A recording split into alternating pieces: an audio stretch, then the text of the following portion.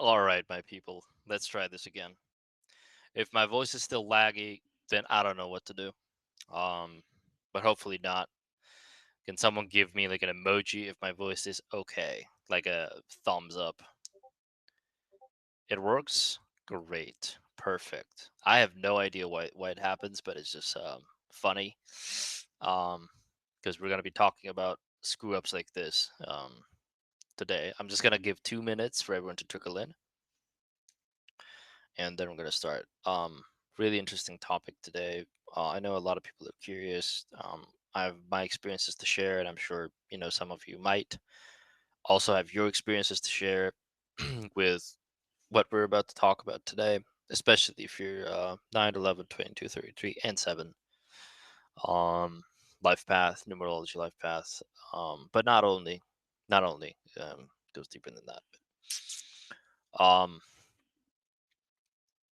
So I alluded to this several times previously on my posts, albeit in a more sort of like abstract way, as I usually do, with the concept of enemies or hidden enemies, right?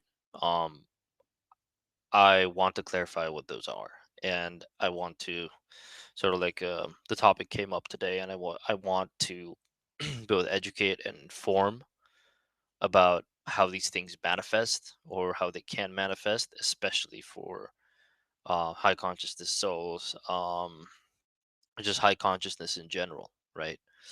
Um, it's sort of a diminishing effect, and I know that a lot of people who are on their journey to awakening or true awakening, will encounter this, and I think a lot of I don't know, a lot of highly sensitive individuals will experience this one way or another, and I feel that if you haven't experienced this, then you just haven't gotten to that degree of agency, which is fine. But today we're going to talk about a little bit in a little bit of an elitist sense, in a little bit of a higher level sense, where for people who don't relate to these experiences, who don't relate to these scenarios or narratives that unfold in their lives, uh, they might not believe it, or it might be a little bit confusing to them. They might see it as something sort of like random, or sort of like a victim mentality or whatever. But it doesn't matter if you can relate to it. Then hopefully you can grab something from it. So let's talk about master souls first. um, Obviously, some incarnations that happen in our realm, they're coded um, on a to function on a different quantum level. This is what we both intuitively and scientifically know. Some consciousness just shines a little bit brighter, right?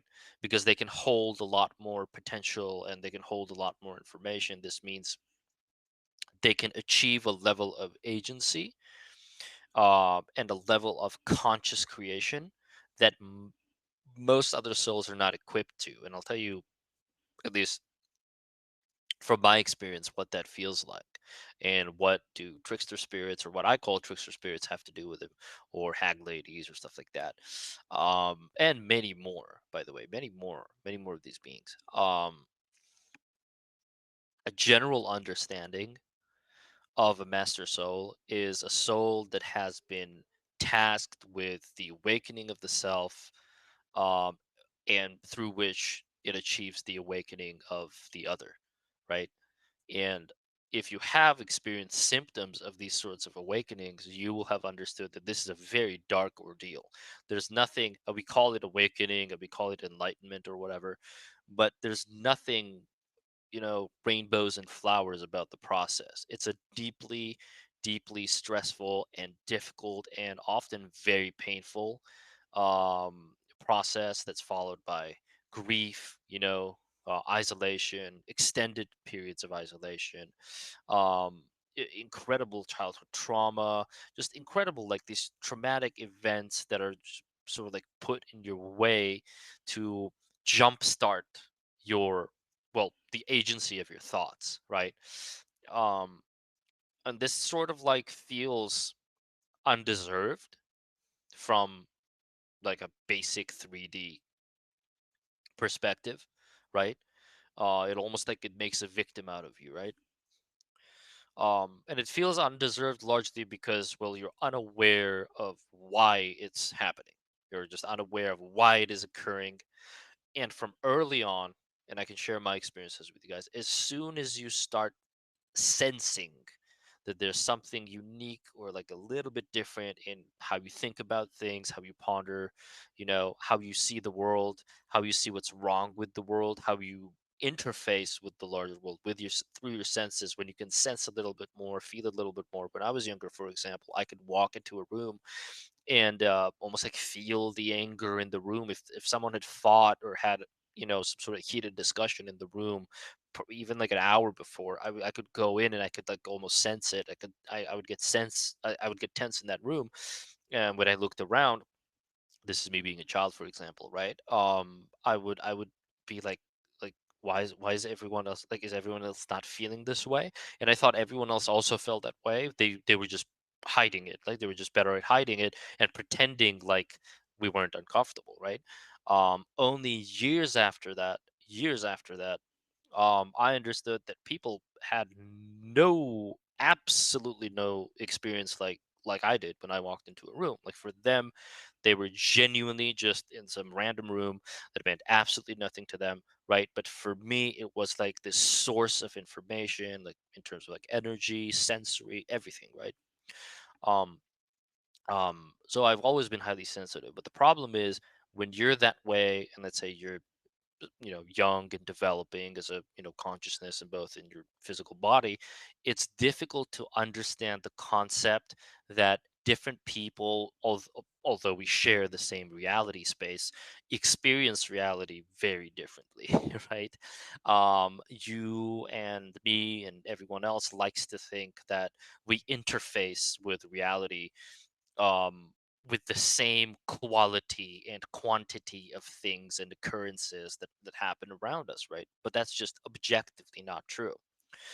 Some people are able to perceive more, while others are able to perceive less. And this is by design. If you look at some of the newer studies, let's say when it comes to brain function and consciousness, you will discover a very intriguing and very interesting fact that basically says that the mind, the brain, right? And this is objective scientific, this is empirical science, by the way. There's no juju voodoo shit with this yet. We'll get to that. But you'll understand that what the brain does is it doesn't just interpret the world, right? It doesn't just give you the sensory sensations that you require to interpret the three-dimensional world, but it also holds back and filters out a very large proponent of the things that it sees, right? So let's say if the brain is capable of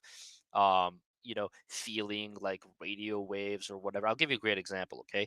Um, if your brain wasn't cutting out the noise of your bones moving, which is an actual noise, by the way, that you can hear because you're within your body, you would be hearing the, the noise of your bones moving at all times, right? But what the brain does, again, empirically proving scientific fact, what the brain does is it shuts off the sound of your bones and your muscles like contracting and releasing so you don't have to hear that shit all the time, right?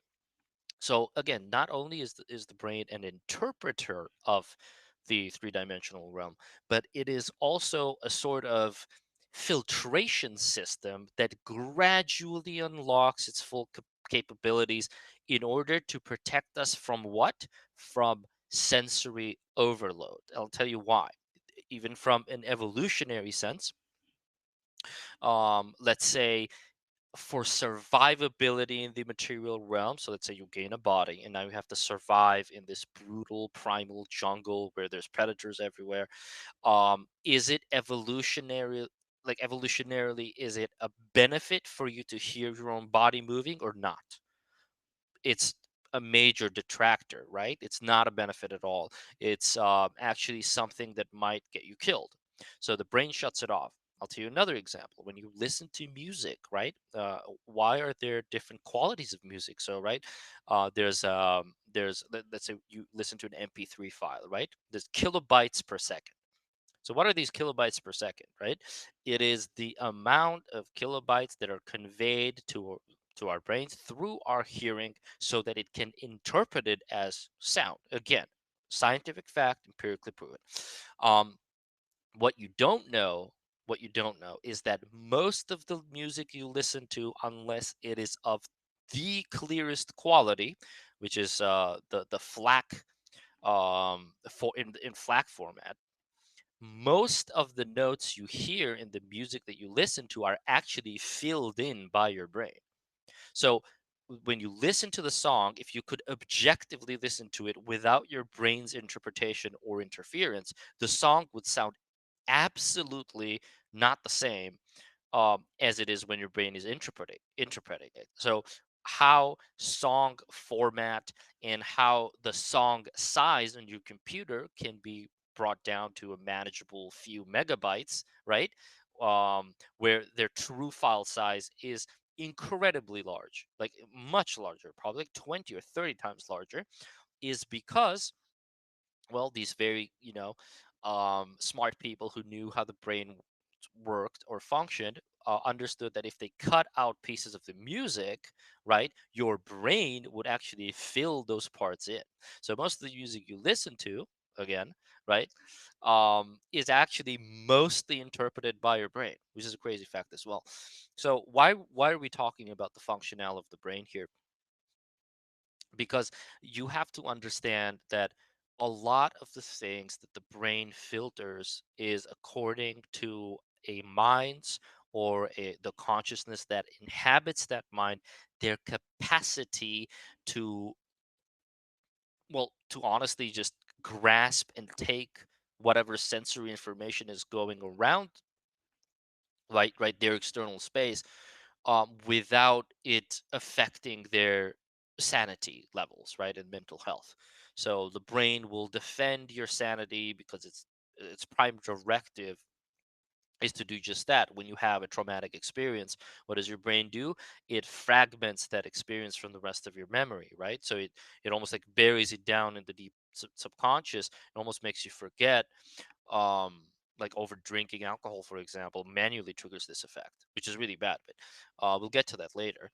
But yeah, even forgetfulness is a evolutionary defense mechanism for the brain. So the brain is like, this experience is too stressful, our sanity might suffer for it. So what I'm going to do is I'm going to completely erase this experience from my mind. I'm going to fragment it and put it into the subconscious. This is why regressive hypnosis therapy is very effective, by the way, because it what it does, it releases it back onto the surface, these types of dormant memories. So what it's going to do, your brain is going to take this memory, it's going to hide it away somewhere until you've become more advanced, stronger, more capable of handling it, and then slowly, very slowly, it will start feeding you bits and pieces of this information through dreams, through visions, through some sort of triggers or trauma, like physical trauma, urging you to reintroduce yourself in a healthy manner to these issues. If it sees that you're reacting traumatically, it'll take it back down into the subconscious, right? So the brain is smart like that. It's very smart like that, and you could even say that it and you don't hold agency um, as much as you think you do, right? Your brain is almost like the driver, and it decides what it needs, sort of like to survive. Um, Now, some people, let's say what we call higher consciousness, or people who have gained an advanced level of clarity, what they will experience is that they will feel like parts of these filtration systems almost like, coming off.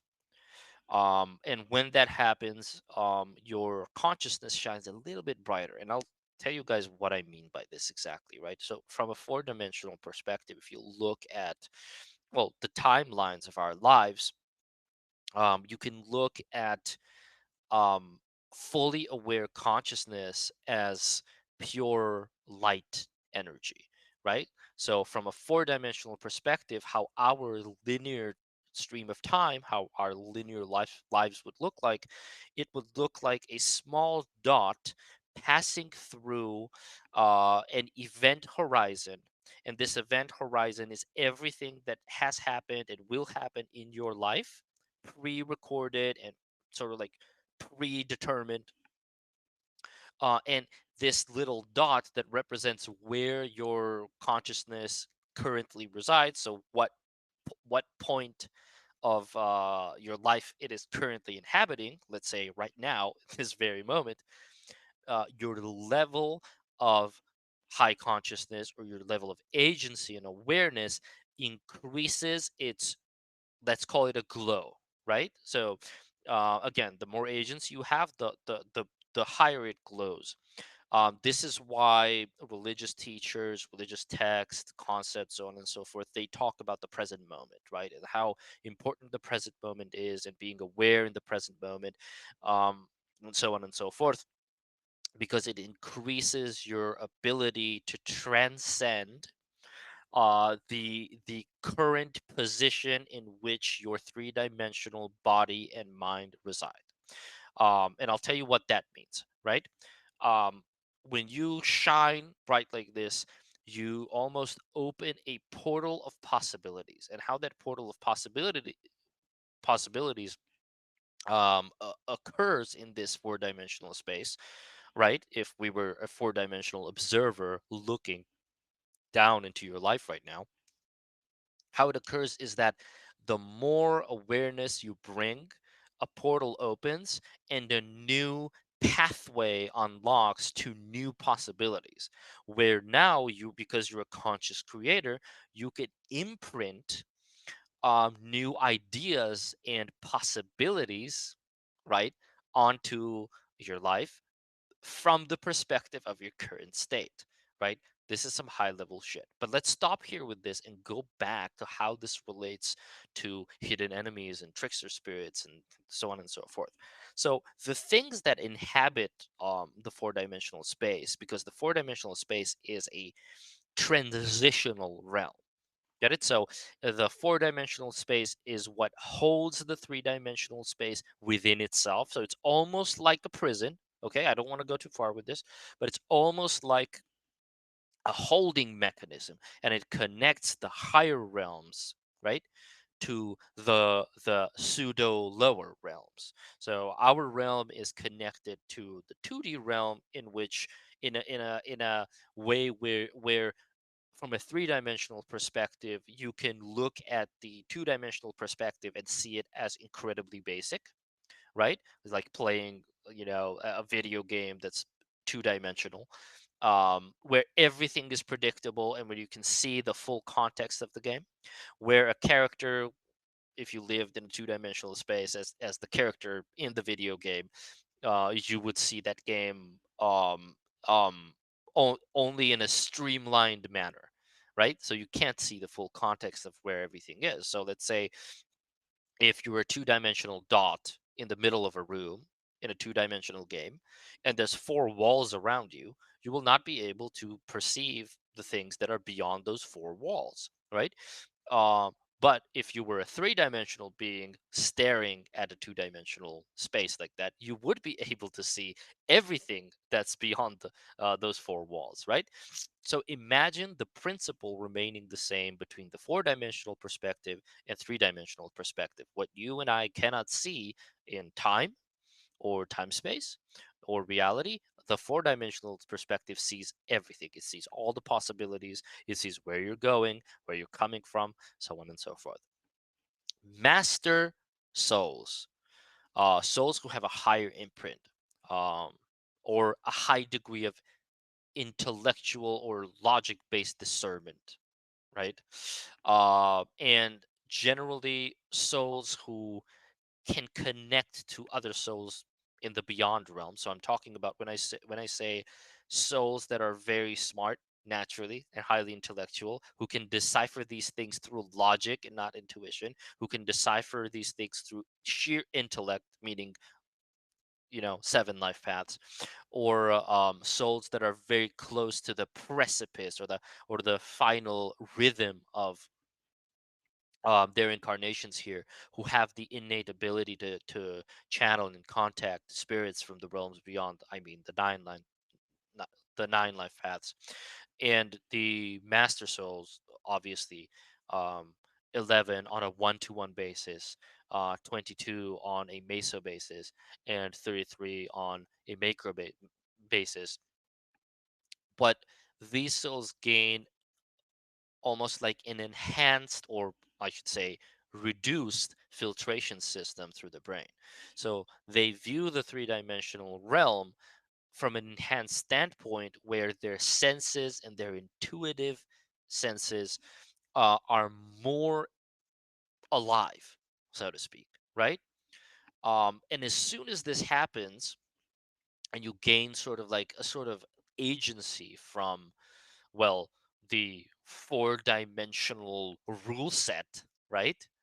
What it does is that the program naturally, for whatever reason, let's call it a classroom, right? It's a classroom experience. The program wants to bring you down to your default state. This is why, people, when they say, "Oh, it's the Matrix coming after me," or "It's the Matrix attacking me," yada yada, this is what they mean. And how this manifests, in like the simplest ways, at least how I've experienced it, and a few of my family members and close ones have experienced it, is uh, when you're the only one observing, or sort of like interfacing and interacting with the world, you'll get these really low chance um misfortunes. It's almost like the Matrix, or whatever you want to call it. It is sort of like interfacing back to with you, and it's making itself known through this sheer ridiculousness of certain things going awry. So let's say you get on a computer and you have a really, really important email to send, and the computer just stops working, right? Or you'll get a new laptop or a new computer or whatever, and all of the parts are brand new, and someone else turns it on and it works great, and then 2 or 3 days later you turn it on when you're alone and it just doesn't work, right? um, just bouts of misfortune, just electrical stuff just failing around you, taking a bus alone that just ends up breaking down, just stuff like that, stuff that other people are not there to experience or witness, right? And these things happen behind the scenes, in a sense of like, um almost like the world at large, or whatever mechanism is that is keeping our world in its default state, right? So that nothing goes awry. It, for some reason, requires it to be as predeterministic as possible. So what it actually does is it tries to default you back to that emotional or conscious state of suffering and shame and guilt and so on. So it's quite a malefic force, if I may say so. And how this relates to, let's talk about trickster spirits and so on and so forth, is that all of these things are usually aligned when your degree of consciousness and your level of optimism and enthusiasm goes down. So as soon as there's an opportunity for you to sort of like fall back into a lower state of being, it's going to, you know, hammer in that final nail for you, right? So let's say you're a little bit away from just, I don't know, exploding in a bout of, emotional anger, or some sort of traumatic experience that happened to you. You lost a lot of money, and then something in your house is going to break down, and that's going to cost you even more money, right? Um, or let's say the chances, like, it's hard to come up with specific examples, but how you know that this is happening is that the chances of it occurring are so ridiculously slim that most younger souls, very much like myself, let's say 10 or 15 years ago, would say, or would come to the conclusion that I am either wholly delusional or I am somehow cursed, right? And this cursed theme is what every high level consciousness, every person that's on the path to enlightenment has experienced from my experience. Everyone, like unequivocally, everyone I talk to has had these things occur to them at one point of time or another. And these are people who are truly trying to transcend, right? The deterministic flow of their fate or destiny. Um, Things will happen. Let's say, I don't know, you find out that your loved one had a miscarriage, and it's a very traumatic event, right? And then it almost like rubs it in your face where everywhere you go people are talking about, abortions. People are talking, it's almost like this overflow of negative energy. So whenever you're open and vulnerable to these energies, when you're not present in the present moment, let's say, when you have, um if you look at your consciousness as like this bubble, right? And this bubble increases as you grow in consciousness, right? So as you grow in awareness and power, it the volume, so the quantity of this bubble just increases.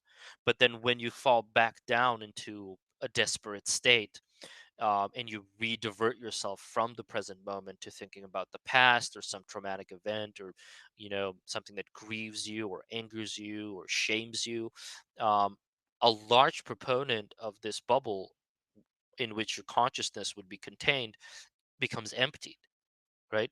It becomes very emptied, and this emptiness allows other things to sort of like seep into it slowly, right? Like through your aura or your damaged aura or something like that. And this is where these trickster spirits, they play their game, right? And how are they attracted to it? Well, because they're attracted to it, or I should say they were detracted to it from the glimmer or the light, if you remember that we talked about that, that was represented in the four-dimensional space is your consciousness and awareness. And when they see this light dimming, right, they're more attracted to it. This light keeps them away otherwise, right? Because it's full. The the bigger the light, the fuller the consciousness. But now when they see this open vessel, right, they can peer into it because again, you're making a portal. This is why it's almost like a double-edged blade, and you have to be very careful when you do shadow work, when you're truly looking for spiritual advancement. You have to be ready for what comes. And this is also why, let's say in spiritual circles, we say don't judge anyone, right? You might think it's sort of like easy what they're going through, but for them, it's probably incredibly difficult because they have these things happening to them that are beyond the possibility, um, beyond the metrics of logic, right? And these attacks happen more frequently the more the more your consciousness grows, and they happen in different forms. So, for example, I posted once a while back, and felt like a lot of people resonated with that notion that whenever everything's going right for you in life, so whenever you know you're on the right path, everything feels great, your health is good, you feel like you're succeeding, so on and so forth, um, um, the devil will make itself known to you, right? To me, and for me, like I said before, this is always in the form of what I call hag ladies, right? Some old lady, um, um, uh, who sort of like represents this force, right? And this force, like we said, it's a hidden force until it's not, until it makes itself known. So when we say you have direct enemies, well, these are the people who manifest as your direct enemies. And I'm not saying the person themselves, like let's say uh, a not so sweet old lady is your enemy. No, no, no. What I'm saying is that that person is in a state of consciousness. Let's say they're full NPC consciousness. They're unaware, or they're in grief or in deep trauma. They become the best possible vessel, right, for this sort of spirit to inhabit, right? At least partially. So when you attract, sort of like these hag ladies or whatever, at least how I did. When I'm at the zenith of my life, when I'm at the peak of my life, and there have been few moments in my life like that, thank God. At least, there's always this old lady who's incredibly rude, right? She'll pop up, she'll tell me something almost deluded or insane. She'll cause a stir, she'll cause a problem, she'll say something, very mean, she'll curse at me or something like that. And I know from the accounts of, let's say, friends and so on and so forth, who are deep into spiritual practice, who have also had these same experiences, right? So when you're shining bright, the devil will make itself known to you through, well, direct engagement, right? This is a sign that you're winning. But let's say, where when does the devil come to Jesus Christ, right? When he's at his weakest, right? Always. Um, and when he's at his strongest. So those are the two moments, right, where they show up. So some lesser evils, let's say lower level or lower degrees of trickster spirits, they will show up in the form of, it's almost like they're sending you a smile, right? Like you'll receive the bad news after the other bad news happened, right? It's almost like a cherry on top, right? And the chances of that occurring are incredible. Like, for example, it could be something so plain that will make you feel very unlucky and make you feel like the world is an unfair or unjust place. So let's say you go to a lecture, and you today is the day where you haven't prepared your homework. It's just like one day out of 100, right? And that's the day you get asked for your homework. So let's say, okay, crap, I'm ashamed, I don't have my homework, I got a bad score, right? And you're in a bad mood. You go to another lecture after that. Again, you don't have homework on that day. There's 160 more students attending the lecture. You're the one who gets asked for your homework again, right? And then when you put this, so the way this is designed, I'll try to explain to you guys. And this is done so by these trickster spirits on purpose, because the way this is designed is that what they want you to do is they want you to sit down and count the mathematical percentage, like what is the possibility, the actual math behind this happening, right? So happening once, so let's say there's 160 students, right? You get asked for your stuff. That's 1 in 160 chance, right, for that to happen. The chance for that to happen on a day out of 100 where you didn't have your homework ready, that's 1 out of, let's say, uh, 100 to 1.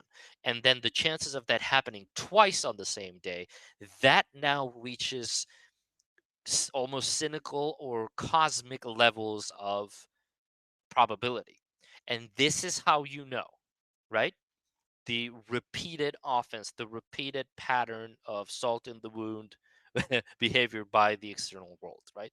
And this is the sort of like the continuation of this torment is what makes you feel like, oh, I'm having an unlucky day. Am I cursed? What is this? Why am I so unlucky? Da, da, da, is just trying to spiral you down back into a state of considering the past, expecting negativity from the future, right? And it's a very, very, very truly, almost like an evil thing. And it's also a lesson, of course, and something that you have to learn from, and you have to understand that at the ultimate end of your spiritual journey, you can't allow these forces to just play these tricks on you and sort of like get away with it, right? So you get better, you get a little bit better at understanding. Aha, I know what you're doing, right? Call it the matrix or whatever you want. I know what you're doing. I know you're trying to upset me. I know you're trying to put me off my game.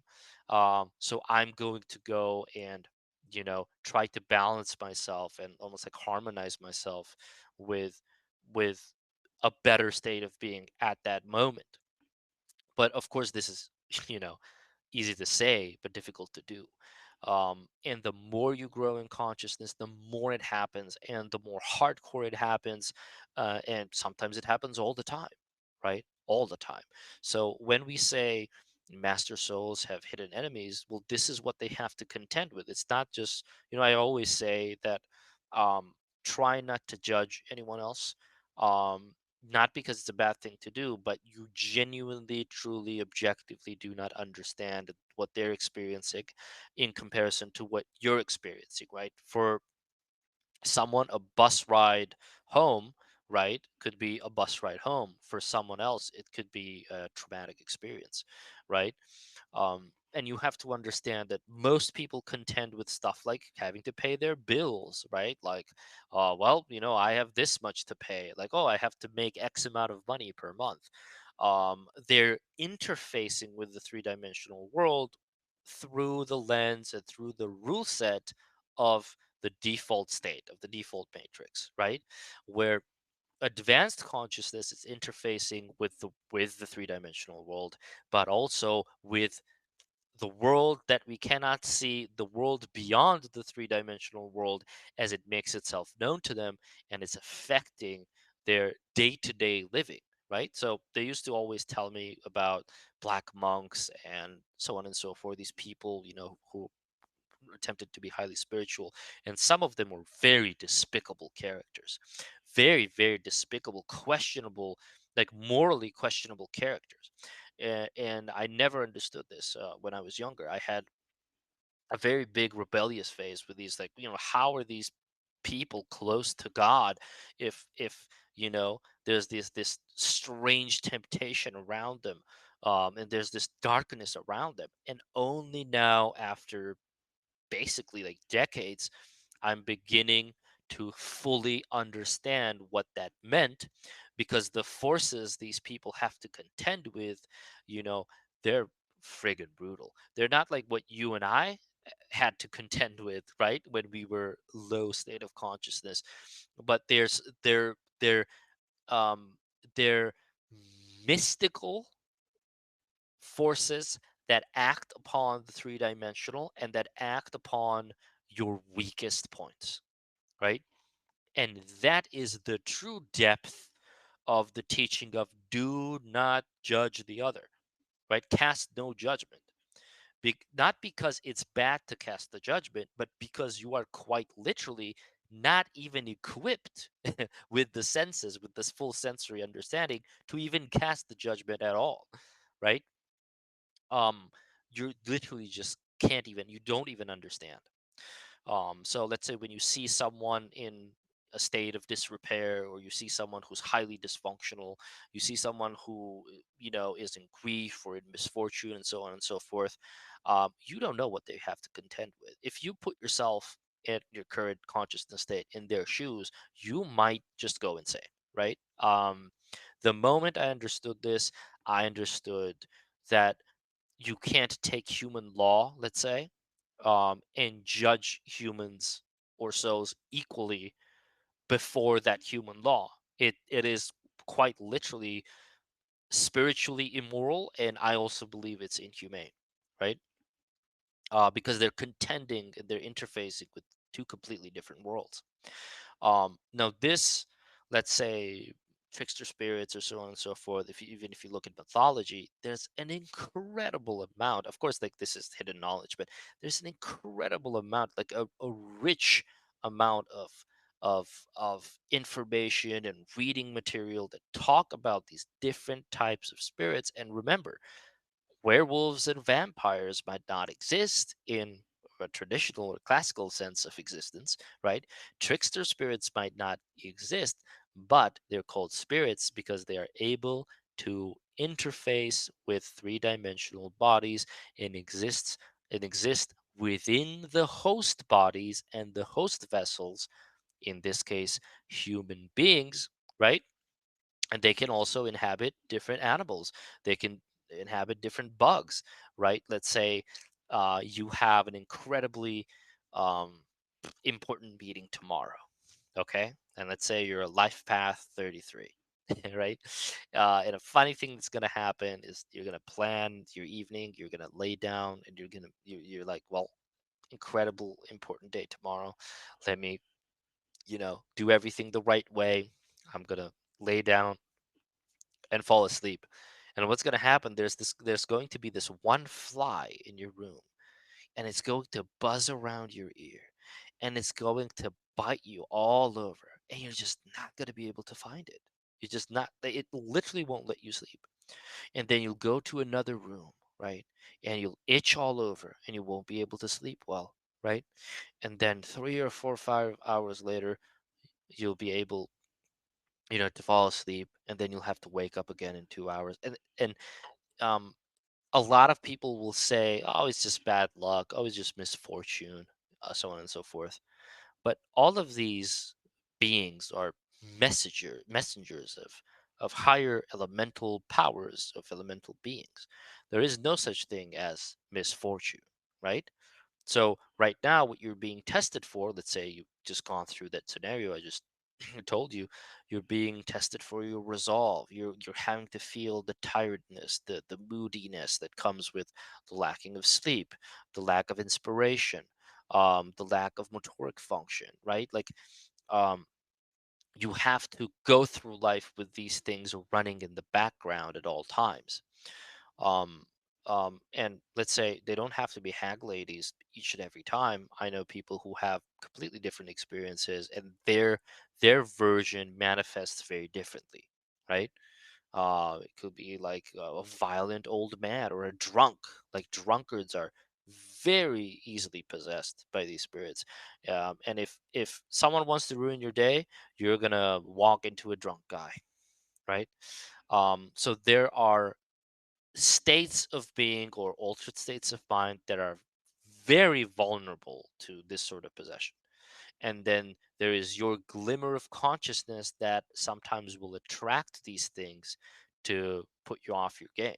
And this is a real thing. If you told this to your neighbor lady, they're gonna, oh, you're just making things up, and you're paranoid, and you think the world is acting against you.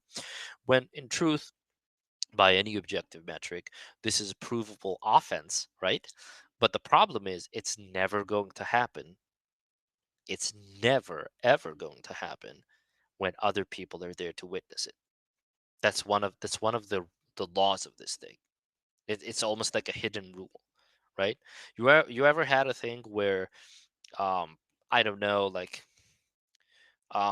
you wanted to launch a program or launch your laptop, turn on your laptop, and you press the button, it doesn't work. It literally refuses to work, right? And then someone else walks into the room and they press the button and it works. And they're like, see, it works, right? You probably did something wrong. Just quantify that to daily trivialities, quantify that to the rest of your life, quantify that, and then just, increase its volume, by a figure of 10. And that'll sort of give you an idea of what kind of forces, master souls have to contend with. So let's say, a lot of people don't understand why a lot of 33s tend to be douchebags and assholes, and why they have these like really moody moments, and sometimes they hate the world and they hate this and hate that, right? You're supposed to be spiritually advanced, you know you're supposed to be the highest level attainable. Well, that's why. And a lot of these 33s, especially 33s, end up being complete losers or morons, right? They end up being, you know, this sort of, like, you view them and you're like, you're a degenerate, right? You're not even morally upright. Right? And this is why, because they have to contend with this degree of, I don't want to say deception, but sort of like almost like a malefic influence, right? And then let's go through all of the numerology life path numbers, right? A lot of sevens have to deal with this, like we said, because sevens are very intellectually apt. And they're, if you look at the number seven, it looks like the Reaper's scythe, right? So their discernment, their ability, and the degree to which they can use their intellectual discernment is so intensely high that even though they're not usually at the consciousness level or the spiritual advancement level as the other life paths, they're so intellectually apt that they can discern these truths through right the application of logic and math when it comes to these happenings in their life. So they'll actually figure it out. That they'll literally like, make a statistic out of it, right? Like an Excel sheet, and they'll figure it out that this. Wait a second, this level of misfortune is very so highly unlikely that now we're approaching astronomical percentage chances of it ever occurring in my life. You know, 3 or 4 times in a row, and then there are nines, and nines can interface with the astral realm the best. Nines can interface with sort of like spirits like near departed near departed spirits. They can interface with the realm beyond in almost like a dark or Saturnian way. Like it's a very Saturnian number, and because they can do that, they're a little bit more open to sort of like receiving these types of malefic experiences, malefic energies and stuff like that in their life. Even though for nines, they're not directly opposing the default state, the default matrix state. But even if they're not, they can still perceive it, right? So they can still perceive things like this, as they're happening, or they can still perceive the forces that are sort of like the mechanism behind it. And then for 11s, this usually happens for in an interpersonal sense, right?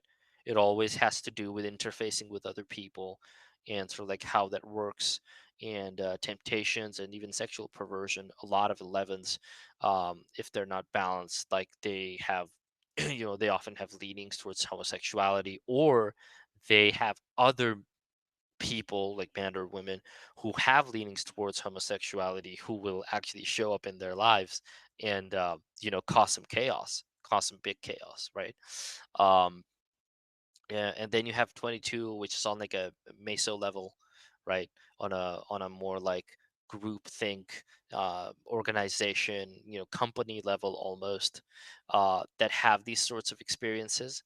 That's very difficult for them, where they're basically forced to destroy and rebuild, destroy and rebuild, destroy and rebuild constantly, including their own selves, but whatever they build in the external world. And 33s, at least from my experience and from what I know, experience like the full on effects of this, where you literally have hidden but direct and indirect enemies. Like these are players in your life who will literally sabotage your work, will have a deep inlaid hatred for you by default. And usually these people are those who are at a very low state of consciousness, right? And you will be en masse attracting these people, especially when you're young. Let's say from you're when you're 15 to 25 or something like that. You will quite literally be attracting people who have gone through incredibly traumatic experiences, sexual violence, deviant behavior, alcoholism, drug abuse. You will be attracting these people in your life, right? And they're going to paint a very grim and very dark picture of the world and its realities, its darker realities to you from an early age, right? Um, and yeah, even if you don't go out looking or whatever, you will still attract these people. And usually the experiences with these people are very hurtful. They're very traumatic. Um, they have a lot to do with emotional attachments, being created, and then these emotional attachments breaking up. You feeling, used or exploited or somehow even manipulated or emotionally abused. And these elements are constant, right? There are probably some other astrological configurations that also, like from a karmic standpoint, have to go through experiences like this. But as a general rule, the higher the level of consciousness goes, and by level I mean the potential of awareness. So, how aware you can be of not only the present moment and what you currently see inlaid within the logical laws and reasonings of our world, but beyond the mechanism of logic, right? How much you can see beyond the veil, beyond the three-dimensional, even though you exist in the three-dimensional. How much of the paralogical can you sustain to experience at once, right? That's a big sensory overload. Um, so yeah, this is how these things work and manifest, and on your own spiritual journey, regardless of your life path, as you start advancing more in the world, you will, slowly realize that mm, misfortune or bad luck, again, at least from my experience, it doesn't really exist. It's just a way for the numerology to unfold in your life, and shape your experiences and shape your lessons. Um, but for more advanced souls, that very same lesson is the lesson of integrity and almost like resolve, because you have to become fearless and you have to learn how to not expect anything, both good and bad. You have to, like, the only possible form of shelter for the highly advanced soul is the present moment. You understand? This is why the present moment is so talked about. During meditation, Buddhist teachings, all kinds of religious teachings, they tell you about the importance of the present moment. Because when you've achieved this degree of spiritual advancement, the only surety, right, is in the full and total acceptance of whatever is occurring right now, right this very second, and finding harmony within the very second you exist, right? Not being in the future, through anxiety and nervousness and expecting the bad, not being in the past through grief and sadness and sorrow and guilt, right? But being inhabiting the present moment, so your awareness, your that bubble of consciousness that we talked about is full, so you can put out this shine, that keeps these four-dimensional and two-dimensional beings at bay, right? So they're not attracted to your light like, you know moths to a flame, right? That type of thing. I think this is a very interesting topic. We could talk about this for a very long time, but this has gone for too long. Like, let's just end it here. um think about this, you guys. Think about how this manifests in your life, and understand that um, you are not going to be able to be at peace and harmonious. It's going to be it's going to be a lot more difficult, right, as you advance. This is why the brain filtration system exists in the first place, because these experiences are very mentally and emotionally taxing. And I know a lot of spiritual gurus and like these spiritualists or wannabe spiritual masters like to think that it's all love and rainbows up there, but it's not. It's a very dark and narrow path, that one must go through, to understand and fully reap the benefits of self control and self mastery and agency. It's not like, if everyone loves to think themselves into this state where they're all accepting and they're, all loving and tolerant beyond measure, but your bullshit will be tested. That's a given. And where before you say something like that, before you project an identity onto yourself like that, where you say, well, I accept everything and I have no ego, blah, blah, blah, all those sentiments will be tested. And you're going to be hit when you're the weakest. When you're the weakest and where you're the weakest, right? That's where you're going to be hit. Um, Again, fearlessness, acceptance, these are the tools you have against these malevolent forces, right? These things are, you shouldn't fear these things, but you should be aware of them. You should know that a lot of the knowledge that is gate kept when it comes to spiritual advancement is gate kept for the safety of the younger, soul, right? The non-developed or still developing soul. And this is for a purpose. It's for a reason, and that can be interpreted in both positive ways and negative ways.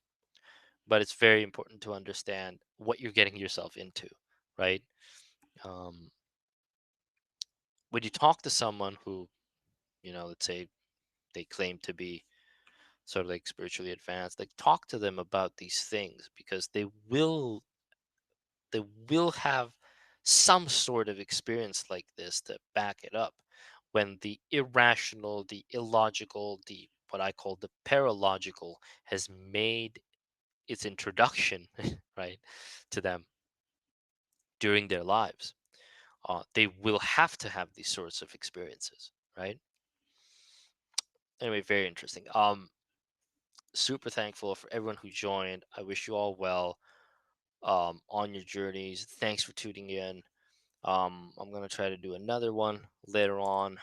Um, buy my stuff, you guys. If you want to support me, buy my stuff. Buy reading if you already have it. Buy my book or whatever. I'll be releasing a new one hopefully soon.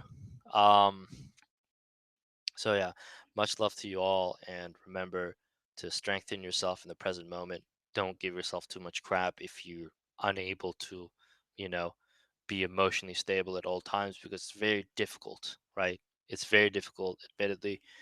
Um, yeah, best of luck to all of you. Much love, and we'll talk soon. Bye bye.